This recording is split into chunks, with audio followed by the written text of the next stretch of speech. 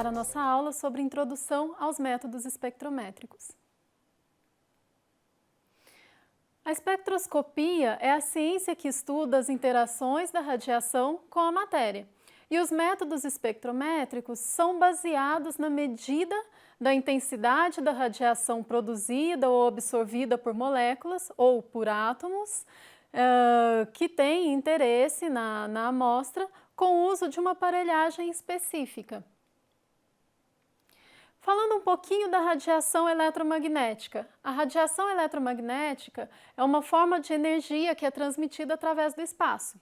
A luz pode ser considerada uma forma de radiação eletromagnética. O conceito de luz ele sofreu algumas modificações ao longo do tempo. Então, Newton ele tinha um modelo corpuscular da luz, em que a luz era considerada como um feixe de partículas emitidas por uma fonte de luz que atingia o olho, estimulando a visão. Já Maxwell, ele vem com a teoria das ondas eletromagnéticas, em que ele diz que a luz é uma modalidade de energia radiante que vai se propagar através de ondas eletromagnéticas. Só que aqui, essa teoria, ela não vai explicar os fenômenos de absorção e de emissão de luz.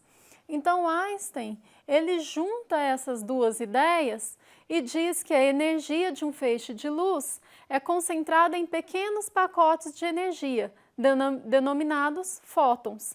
E com isso, a radiação eletromagnética, ela tem caráter dual, característica de onda e de partícula. Pensando um pouco na característica de onda da radiação eletromagnética. Existem alguns parâmetros que caracterizam uma onda. Por exemplo, a amplitude, que é a medida da intensidade do campo eletromagnético no ponto máximo de uma onda. Já o período é um tempo necessário para que dois máximos ou dois mínimos sucessivos passem pelo mesmo ponto no espaço. A frequência vai ser o número de oscilações que vão ocorrer em um segundo. E aí a frequência ela pode ser maior ou menor, dependendo do número de oscilações que vão ocorrer em um segundo. Já o comprimento de onda vai ser a distância entre dois máximos ou dois mínimos sucessivos em uma onda. Então, o comprimento de onda e a frequência, eles são inversamente proporcionais. Porque se eu tenho uma maior frequência, ou seja, mais máximos e mínimos sucessivos em um segundo, eu vou ter um menor comprimento de onda. Se eu tenho uma menor frequência, mais máximos e mínimos sucessivos em um segundo, eu vou ter, então, um maior comprimento de onda. Já falando da natureza de partícula da luz.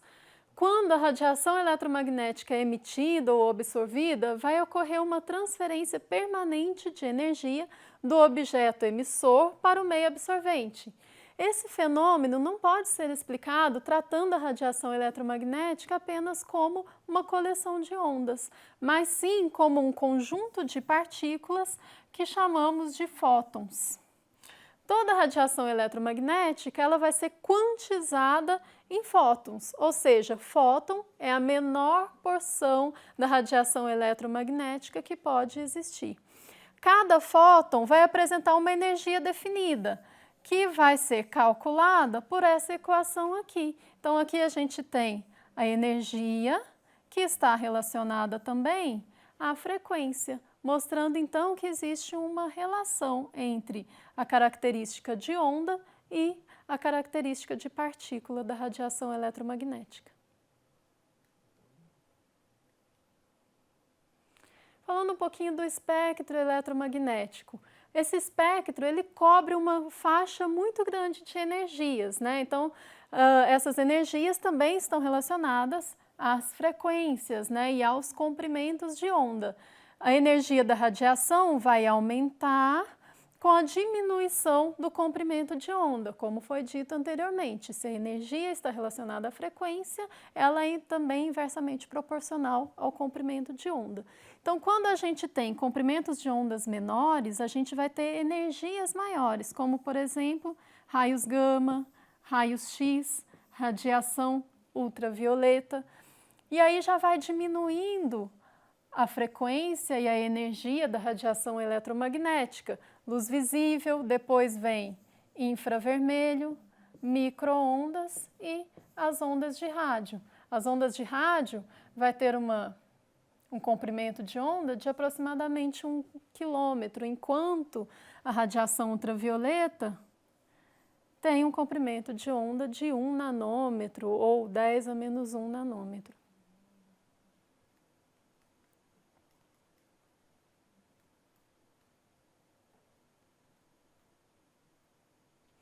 A absorção da radiação eletromagnética em moléculas e átomos vai ter efeitos diferentes dependendo do tipo de radiação ou da energia da radiação eletromagnética que é incidente nesses átomos e nessas moléculas. Então, por exemplo, quando se incidem raios X ou radiação ultravioleta e visível em um átomo ou molécula, tem-se transições eletrônicas. Já infravermelho vai fazer com que os átomos e as moléculas apresentem vibração e rotação de suas ligações. E a energia de micro-ondas vai fazer com que os átomos e as moléculas apresentem rotação. Cada uma dessas energias ou desses tipos de radiação eletromagnética tem um tipo de instrumento de análise instrumental que vai analisar a interação dos átomos e das moléculas com esse tipo de radiação.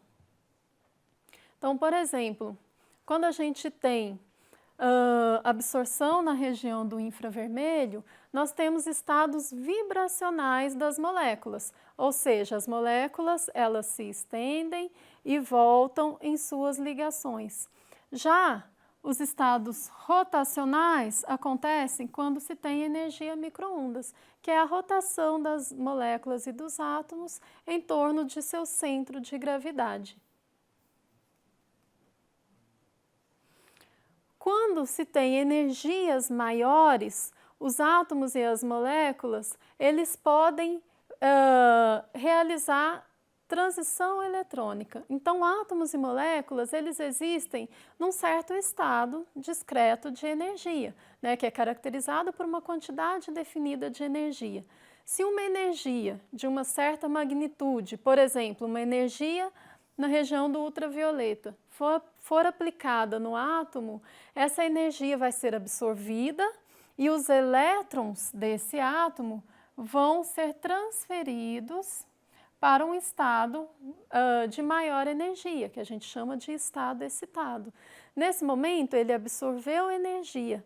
Quando ele volta para o seu estado original ou para o seu estado fundamental, ele então emite a energia da radiação eletromagnética.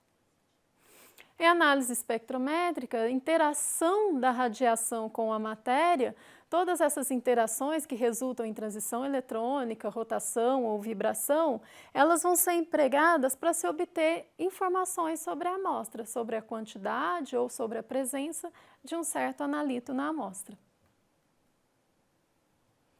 Bom, falando um pouquinho então da emissão da radiação. Como eu disse, quando os átomos ou as moléculas, eles absorvem radiação eletromagnética, eles podem transferir os seus elétrons para um estado maior de energia. E quando os elétrons voltam para o seu estado fundamental, eles vão então emitir radiação. E a radiação eletromagnética, ela pode ser produzida também quando uma partícula excitada relaxa para níveis de energia mais baixos, fornecendo o seu excesso de energia como fótons.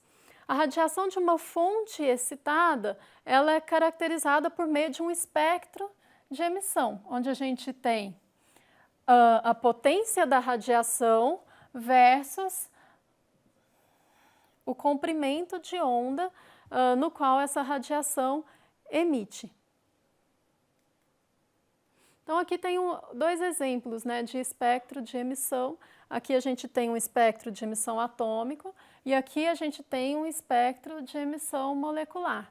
Notem que o espectro de emissão atômico apresenta picos, né, ou bandas mais fininhas. Já o espectro molecular já vai apresentar bandas maiores. São características dos dois espectros.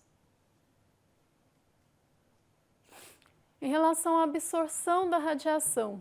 Então, quando a radiação atravessa uma amostra, essa radiação ela pode ser absorvida pela amostra.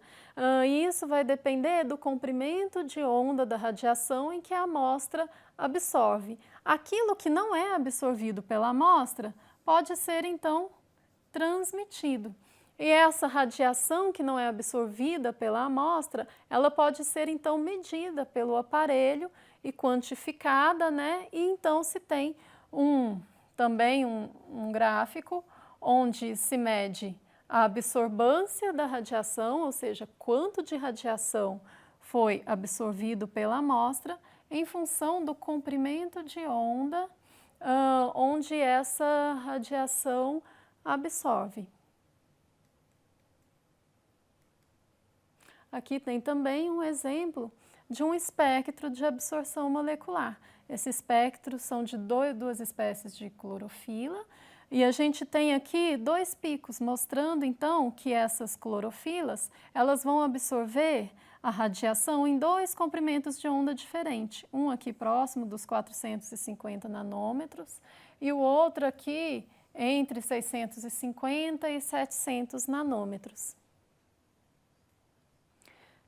Bom, essa foi a nossa aula de introdução aos métodos espectrométricos. Nas próximas aulas, nós veremos alguns métodos de análise espectrométrica. Esses métodos vão nos dizer sobre as características quantitativas ou qualitativas da amostra.